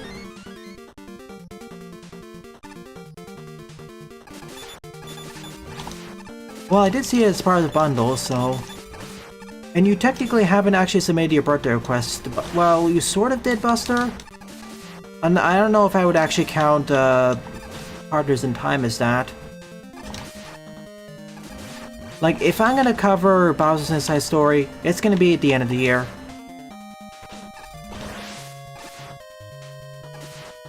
Another Anno Domini.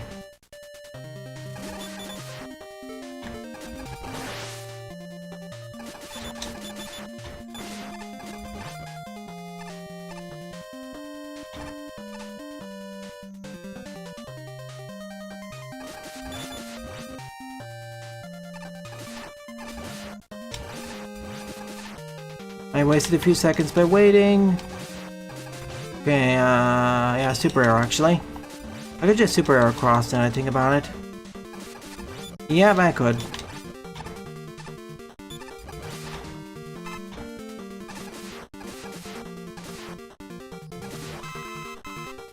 Yeah, Deer Simulator probably. I'm gonna wait for a sale or,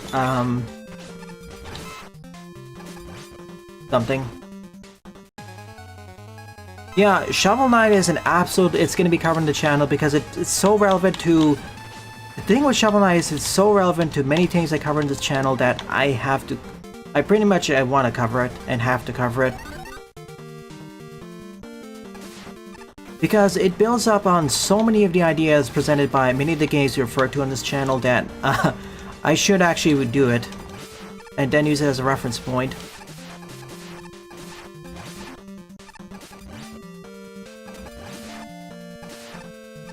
Before I do it, I probably should also cover Shatterhand.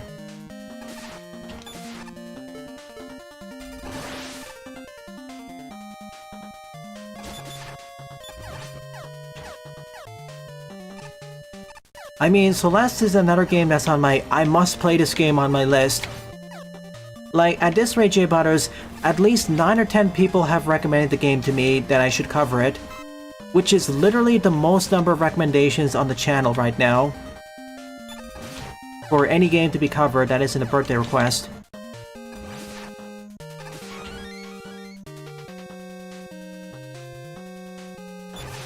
Okay, actually 10 or 11. I misplaced one.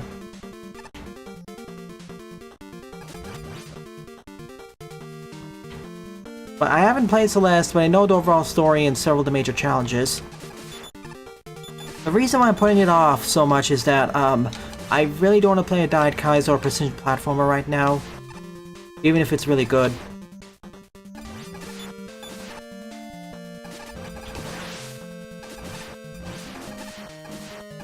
You already were one of those people, Jaden. But I don't blame you for not remembering it. I'm not gonna say everyone's names who recommended it to me. But yeah, as it stands right now, Celeste is by far the most requested game on the channel. Both indirectly and from friends. Both directly, indirectly, and from friends and Rex.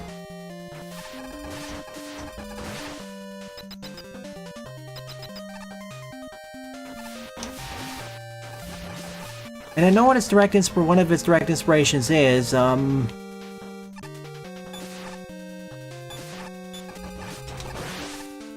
mean, I already covered it on the channel. Sort of.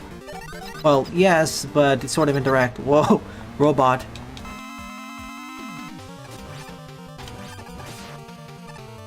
Goodbye, robot.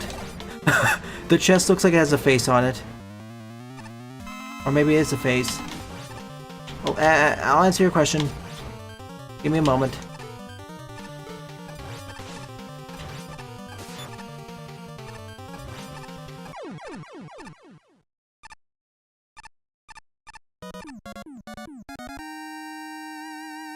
Path of the Midnight Sun, definitely.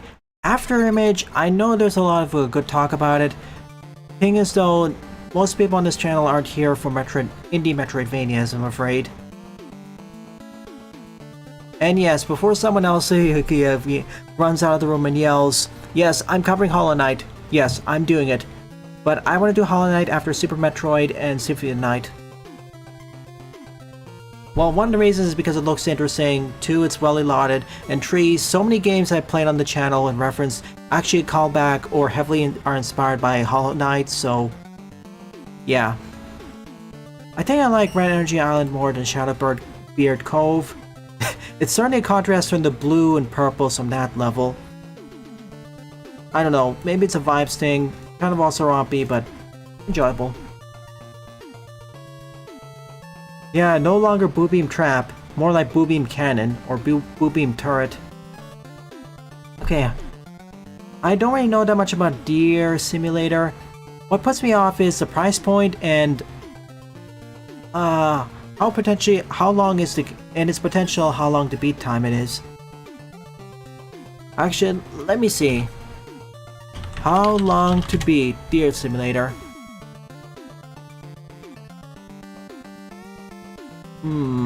1 hour for the main story, 2 hours completionist.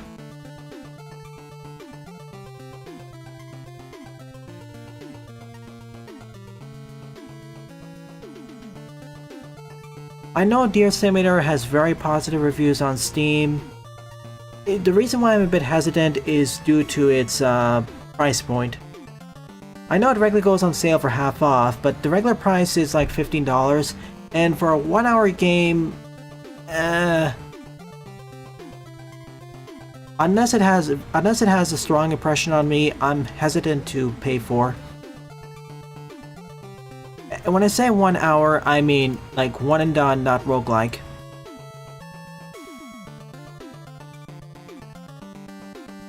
Like, don't get me wrong, there are a bunch of games that are $10 or $15 and are pretty short, and they really don't overstay the welcome. They're very good. Or fairly short games that don't overstay the welcome.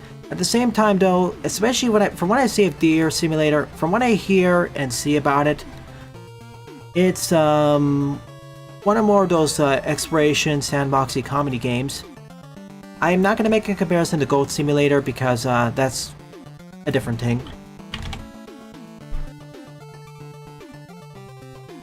And that requires that's itself as a parody in all those bad simulator games anyways. There is another game that... Now, there is another game though that is more up my alleyway and I'd probably be more interested in.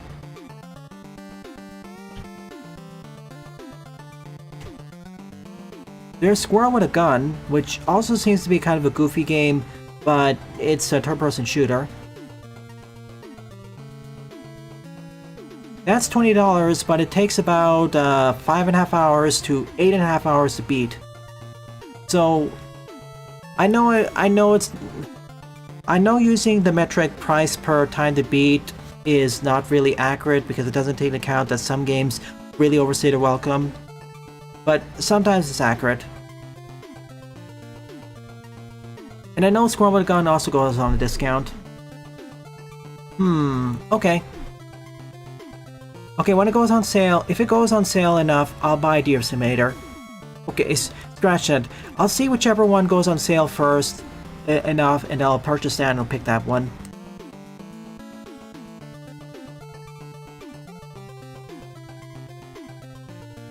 I mean, I'll probably enjoy both of them. It's just whole, I don't really have much money to just, I don't really have that much of that spare capital lying around. That's why I'm always very hesitant to just do these comparisons. I know, it's not exactly, again, it's not really a rocket science or really a full science. Like, there are many flaws of using the argument of price per playtime. Price divided by playtime or whatever. I just use it as, like, one of the many features I use for it. Just want to put it out there to anyone. Alright, last level.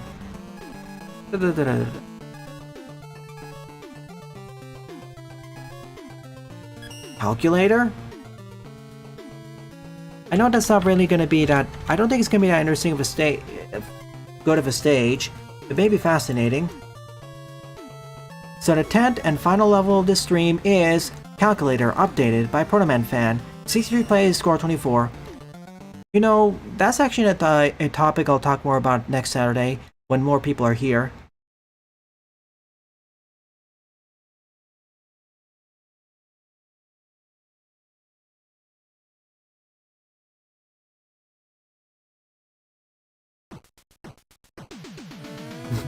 Even sometimes some streams overstayed are welcome.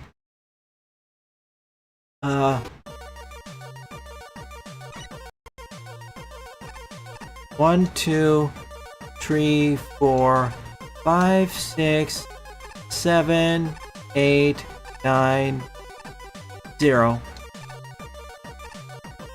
What did I fall in?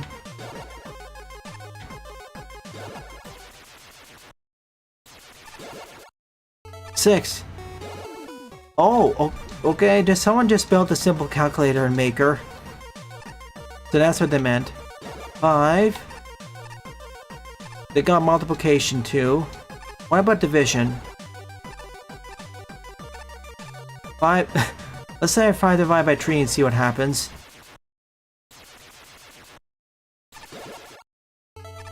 Oh my gosh, they even did. No wonder why the stage took so long to load. I mean, certainly unique, but,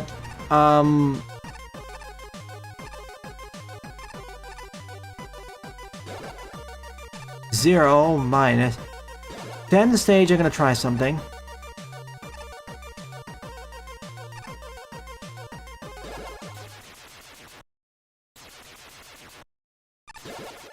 -4. Okay, let's see if I can break the calculator. You know what I'm gonna do right now. 2 divided by...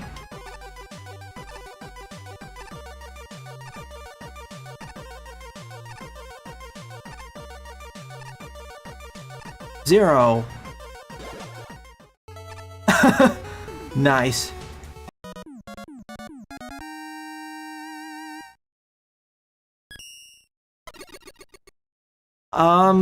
This is not a stage. This is just someone implementing a simple calculator into Maker. So, on that front, thumbs up, but, props for the effort, but,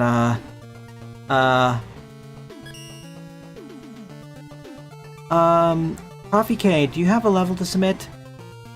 If you don't have any levels, I'll finish off the stream.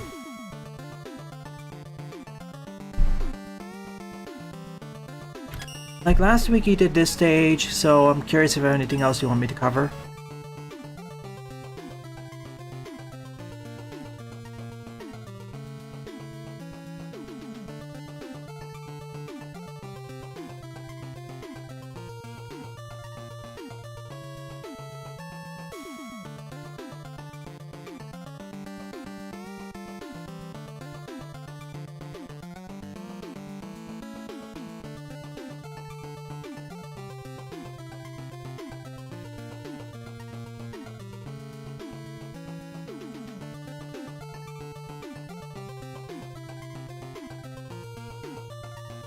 I'll give you one more minute.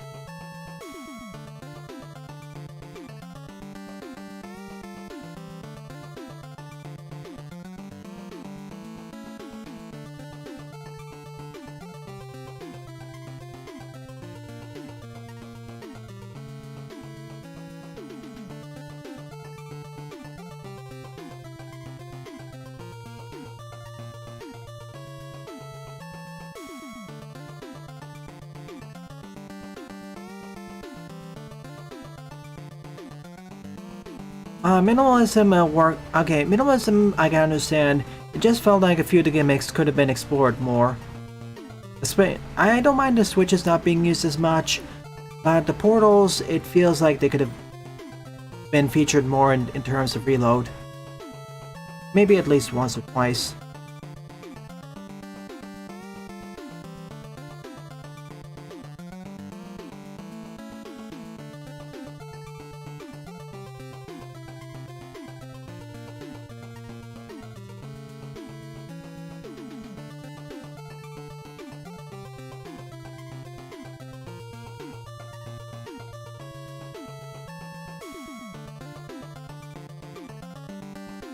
Alright, minutes passed, so I'm assuming you don't have anything new for me.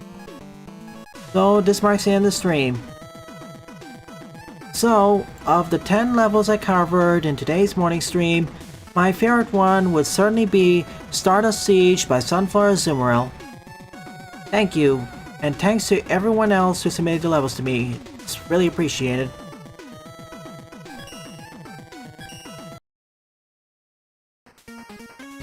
So with that out of the way, it is time for the art showcase.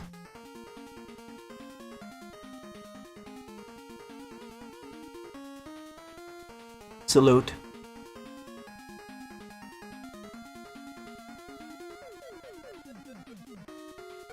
Oh, nice sprite work, Romance. Why did you leave the server? You can at least stick there. Well, assuming you haven't hit your server limit, I was advising you stick here.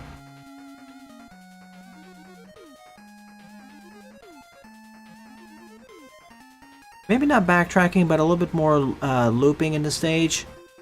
I don't know. Still fine. Still decent. Nice sprite work with the X-style characters. X4 styled X with the SNES limitations. Metwalk has returned. Sprites by Lilydev.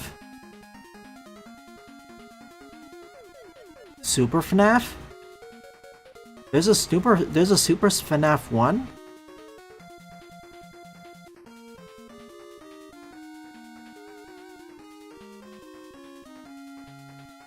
I'll have to look into that. Simple animation, but it works. Alright then, this marks the end of the art showcase, and subsequently, the end of the stream. Thank you to everyone who either submitted levels, submitted art, or simply participated in chat. It's due to your continued support why I continue to produce new content for the channel. It's really appreciated. So, if you're enjoying this or any other content on the channel, please rate, comment, favorite, and or subscribe, as they all help it out. Don't forget to follow me on Blue Sky and Mastodon as well, and join my Discord server, as I regularly post updates there. Thank you very much for watching, and I hope to see you all later. I'll see you all tonight.